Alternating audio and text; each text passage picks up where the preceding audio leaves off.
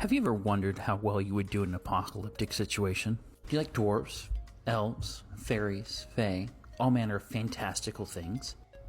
Do you wonder sometimes or drift off in daydreams thinking about what if Western civilization was brought to its knees? Would you survive in a scenario in which you were thrust into our world, but it was consumed by magic and most humanity was wiped out? Well, I'm Michael Melwassel, and this is my Overdue introductory video, and I wrote Paragon Exordium. For those of you wondering, that's how you pronounce that wild name. I'll include the subtitles, but Michael Melwassel, hi! I'm way overdue on this. I hope I have your attention. Paragon Exordium was written by myself and my co-editor David over the course of 6 years. It is the story of our world, specifically our world in a small fictional town of Paragon, which takes place in the very real state of Georgia.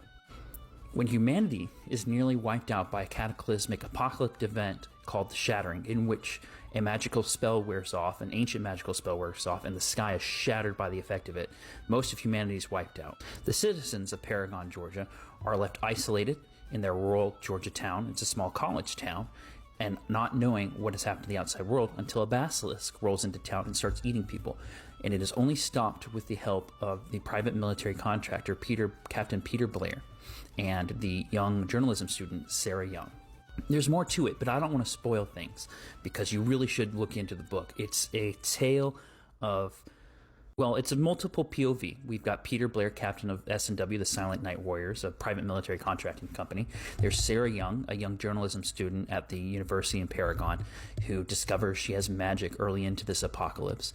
There's Sean Castillo, a young boy who is seeing things in the woods and gets dragged along on this adventure. There's 10,000-year-old dwarves.